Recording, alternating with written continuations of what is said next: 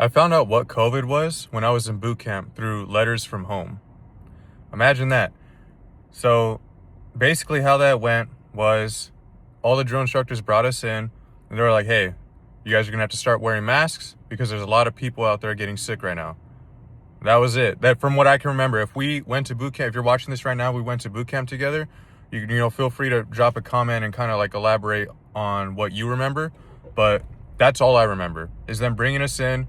There's a lot of people getting sick out there, so we have to start wearing masks. And then, you know, here's how you're going to do it. That was it. That's all I knew. I was like, what the fuck? And then I don't remember if I sent a letter home asking what was going on, but I'm pretty sure I received one saying like, hey, yeah, there's like this, it's called COVID or coronavirus or whatever the fuck, and there's a million people sick right now, something like that. And then also finding out from other recruits that were going through, they were like sharing what their family was telling them. And that's kind of how we like came together and we're talking about it, like, holy shit, dude, like what's going on? Do I need to go home? Like, is my family good? It's a wild thing to experience. It was very surreal. And I think that's something that's like slightly different than like when I went through, as opposed to somebody who goes through when COVID is already like a thing. My first month going through boot camp, it was completely normal. I didn't even know what the hell COVID was. It was completely normal, you know, just typical boot camp bullshit. And then randomly during like second phase or something, or the end of first phase, I don't remember, they bring us in and we got to start wearing masks. A lot of people are getting sick. And they taught us how to make a mask out of the green shirts that we were wearing. Like, you're going to take this, you're going to take some scissors, you're going to cut it in this pattern or whatever, and then you're going to tie it around your face, and that's our mask. I was like, what the fuck? What is that going to do, really? Like, we are nuts to butts, like, at all times. We are always together. We're getting multiple formations every day. We all shower, brush our teeth, we hygiene all together, fucking all day, every day. I'm like, dude, if somebody's sick, we're all getting sick. And we didn't end up getting quarantined. That's something I'm very grateful for. That's probably like the only upside to that I can think of right now, is that we didn't have to, you know, sit and wait and like basically pause training for like 2 weeks, I think it was, like other people did. Like people who joined after COVID had already hit, they had to sit in quarantine like at least 1 or 2 times. Like, I think once before they left for boot camp, and then once again once they got to boot camp. So get fucked, bro. That's honestly dog shit. I can't even imagine that. That fucking sucks. But we ended up eventually getting some medical masks. You know, like the normal ones that you see people wear with the little stringy, stretchy thing that goes around your face or your head. And dude, it was so stupid. They had us take our previous green shirt masks and staple them onto the medical masks. So now people look dumb as fuck. Like, they have it on there, and you know, some people aren't very good at arts and crafts, I'll say that. And they would staple it on, and then they would have like this big string just going down, like they have, you know, just looking stupid. Like they had a long beard, but it was a green shirt. So that looked pretty goofy. And then people were getting it dirty, dude. And then I think after that, so the first month, or was it, I think it's 2 months of boot camp are down in like San Diego. And then you come up to like at the recruit depot. And then on the last month you come up to Camp Pendleton. And I think if I remember correctly, that's where they gave us these cotton masks. I really don't remember. They may have given it to us down at the recruit depot, but either way, they gave us these like white cotton masks. And dude, they look like dirty diapers, dude, because like we only got one. People wore them all day, every day. We're doing all this training. People are sweating and putting their masks in their pockets whenever it's time to eat or to go to sleep. And like the masks just ended up like, why white? Why would you give us white? Give us black. You gave us white, and everybody now all looks super disgusting and dirty. And like I said, it just looked like a used diaper on everybody's face. It was like, what the hell? And then every once in a while, I think one time, some people, not even everybody, some people got to get a brand new mask. And it was just dumb as hell. We had to stay like an arm's distance away from each other or something at some points. But honestly, even the drill instructors were over that shit. I could tell that they didn't really give a fuck, because once we got inside our squad bay, they took their shit off. The recruits were like, fuck it, I'm gonna take my shit off. And the drill instructors wouldn't say anything. We were all collectively like, this is gay. Like, this is gay as fuck. I'm not doing this. And the shittiest part about all of this is that we didn't get a graduation. So that was ass.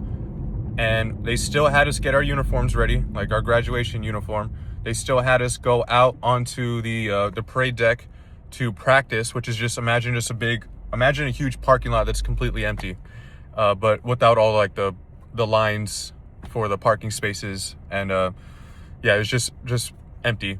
And we'd walk out there, do our whole graduation thing, and like, okay, now we go back into the squad bay. We went out, we did that a couple times throughout the week, and then on the day of, when we were supposed to graduate, they still had us go out there.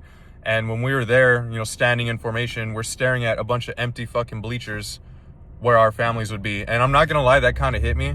I was like, damn, like this is ass. Like I don't know, like I feel like I was robbed.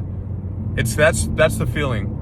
I feel like I got robbed of something. Like I was very proud of what I did, and I know my family was proud, and it would have just been nice to have them there on my graduation. But instead, staring at some empty bleachers, and then what the senior drill instructor does is say you're dismissed or something like that, something along those lines. And then once you're dismissed, you get a fuck off and go home. You go to the bleachers where your family's at, or they'll meet you halfway. You guys run to each other, whatever dramatic shit, and you grab your stuff, all your stuff that you had already packed away, and then you go home. And then, what was that noise? Something annoying as fuck making a noise. All right, and then after that you go home. But for us, what happened was like, all right, like you're dismissed, but you're not really. Get back in formation, and we're going to walk back to the squad bay. You guys are gonna change over to your normal work camis, and you're gonna pack all your shit up, get on the bus, and get the fuck out. So the same day I graduated is the same day I went to SOI.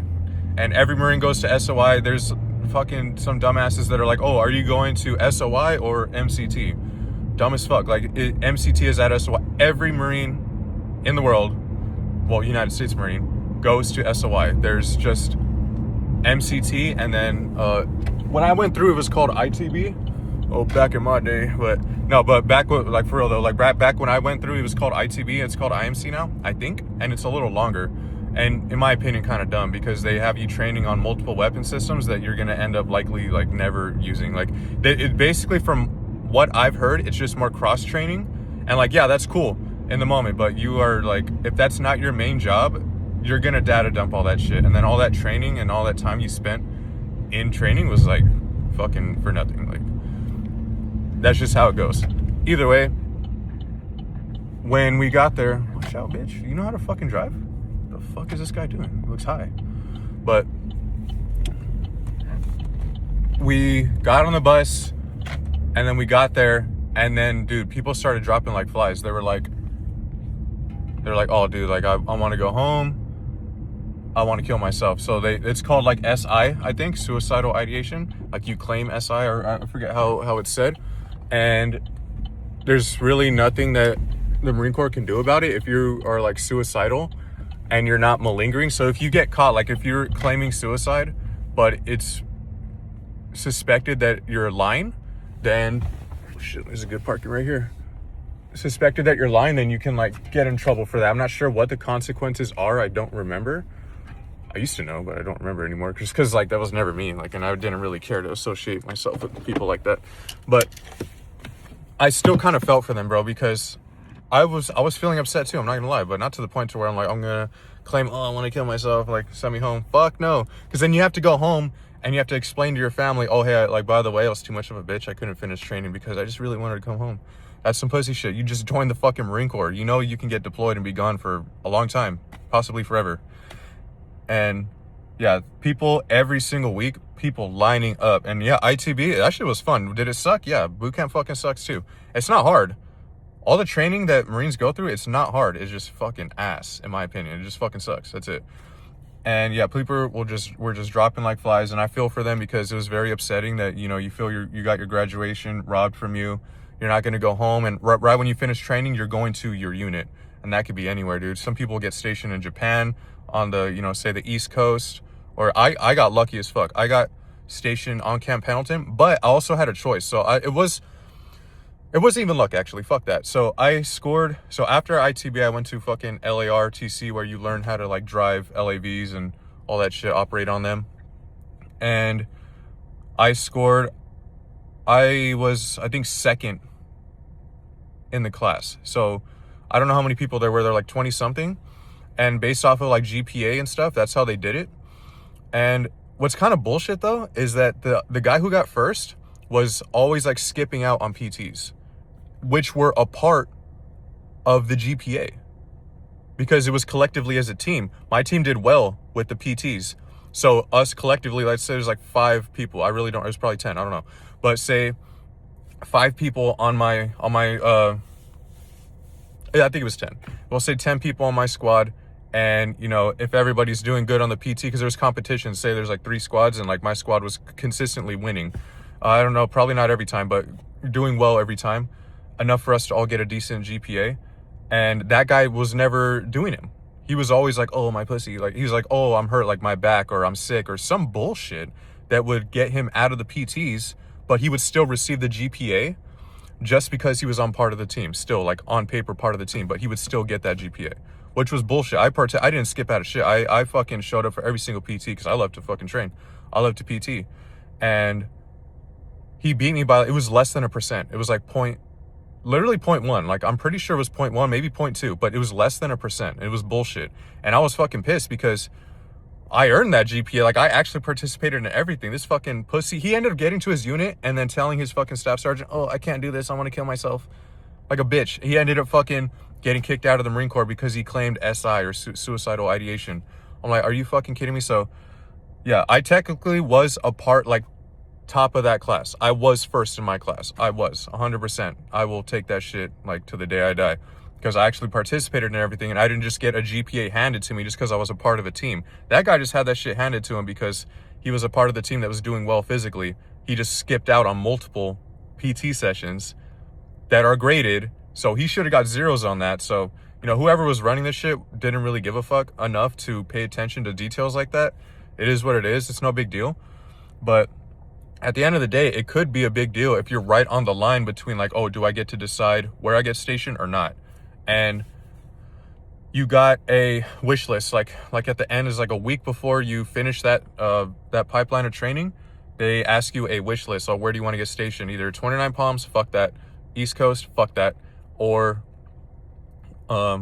West Coast, which is also 29 Palms, but Camp Pendleton. I put fucking Camp Pendleton as the first one, and of course I got what I want because I was first in the class, bitch. On paper I was second, but I was like one of the top dudes, obviously, so I got what I wanted. So yeah, I didn't get lucky. I did earn that shit. And yeah, I'm super glad that I had Camp Pendleton. All this to say that I got stationed on Pendleton, and my hometown is about an hour and a half north of there. So I got to my unit, I was like, dude, fuck yeah, I'm going home, bitch.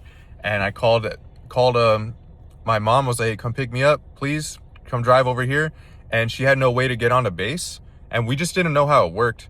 And I didn't know that she could like drive up to the gate, and then they would have her just park off to the side and wait for me. Dude, I started walking to the gate from my unit. I was like all the way, it was like a couple miles, maybe, I don't know how many miles, at least 3 maybe, if I can remember correctly. At least 3, maybe 2.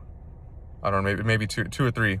And I ended up walking there, and some dude, luckily, thank God, he, like, because I think I had a bag on me, you know, I was carrying some stuff, and he's like, hey, bro, like, you need a ride? I was like, oh, yeah, I'm just going to the gate. Is that cool? He's like, yep. I was like, fucking thank God. I thank God, dude. Thank fuck. Gave me a ride to the gate, and I got out. Let me see, where did he take me? Left the gate, and then I was like, oh, take me over here. So there's the freeway off ramp, and you know, you get off the freeway and then you're gonna turn and start going on the road to get onto base, to go through one of the gates. There's multiple gates. It wasn't the main gate, but one of the gates. It's kind of like a little fuck off side gate. But went through there, and I walked over like underneath the freeway. There's like a bridge underneath that, and then to the off ramp basically. So I saw, it was my mom and my brother got off the freeway, and they, you know, parked right there, and fucking I was there, and that was my first time seeing them after becoming a Marine. Was off the side of the fucking freeway. I was like, hell yeah, like fuck yeah, let's go home, let's eat some real food, carne asada, you know what I'm saying? And that was basically my COVID experience in boot camp. It was dog shit, but it's definitely a unique one, and it is what it is.